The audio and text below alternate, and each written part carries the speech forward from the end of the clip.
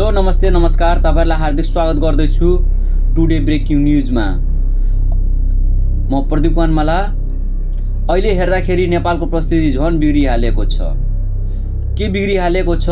जुन हामीहरू देशको विकासको लागि हो नि, स्कुलमा जुन पढाइमा कमी कमजोरी छ त्यसको विकासको लागि या तपाईहरुले आफ्नै तरिकाले सोचेको जुन दिमागमा कन्सेप्टहरु चल्दै थियो जसको कारणले गर्दा हामीहरू जेनजी आन्दोलन गरेको थियो, त्यो मागको लागि जुन हामीहरू कदम उठाएको थियो त्यो सबै चकनाचुर भयो। त्यो सबै सपनाहरु तिरस्कार भयो।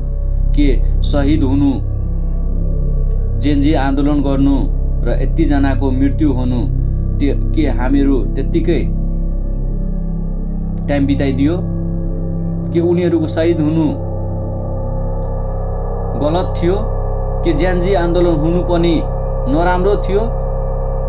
यही दिन हेर्नको लागि हामीहरू जेनजी आन्दोलन गरेको थिए।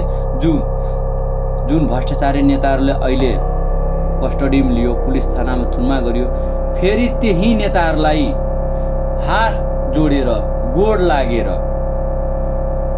हजुर आउनु, तपाईँ बिना यो देश अधुरो छ, जसले लुट्यो त्यसलाई हजुर बनायो। किन यस्तो? फेरि त्यही नेता, फेरि त्यही संसदीय दलको मान्छे, फेरि किन यस्तो? तपाईहरुसित सवाल म सोध्दैछु एउटा कुरा कि तपाईहरु यही दिन हेर्नको लागि यो जेनजी आन्दोलन उठाएको थियो, यही विकास माग गर्नको लागि जुन हाम्रो पूर्वज विभूतिहरूले जसले देश सिंगारेको थियो हो नि, जसले देश बनाएको थियो, के यही भ्रष्टाचारीहरूलाई जिताउनको लागि? त्यसो भए साथीहरू हामीले अब कहिले चुक्नु हुँदैन। किनभने जुन देशमा राजा छ त्यो देशमा प्रजा सुरक्षित छ, जुन देशमा राजा छैन त्यो देशमा प्रजा कहिले सुरक्षित छैन। जस्तो स्वर्गको राजा इन्द्र हो त्यस्तै हाम्रो देशमा राजा हुनु एकदम जरुरी छ।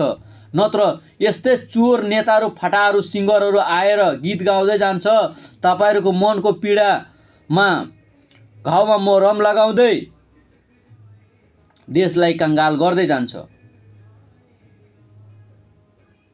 बर्बाद गरिदियो।